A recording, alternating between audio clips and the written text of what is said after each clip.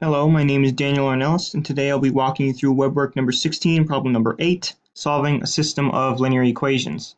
So to start out, you have to find your x prime matrix, which as we know is equal to a matrix in which the first row is the x prime equation over here, and the second row is the y prime equation from our differential equations that we're given.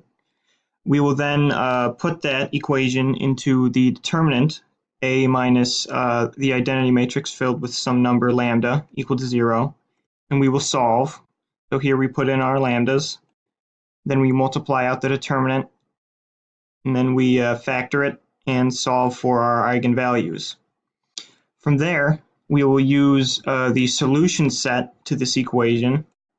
So we'll get our two different matrices, putting in each of our eigenvalues into the matrix. We will solve that for 0.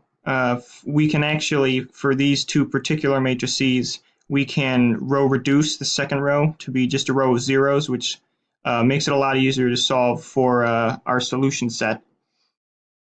So we keep factoring that out and we find our solution set.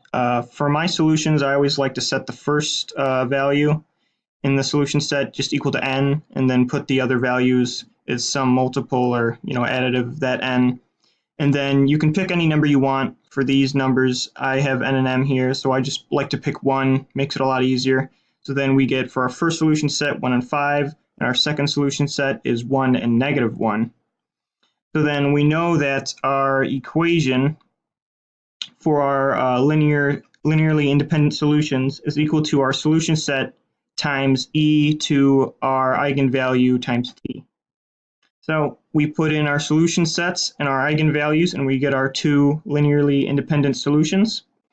So now we can put those together to find our general solution, and our general solution is always equal to some number, some constant, multiplied by each linearly independent solution, and then you just add them all together. So we put that in, we find our general solution, and now it's relatively simple to express it parametrically.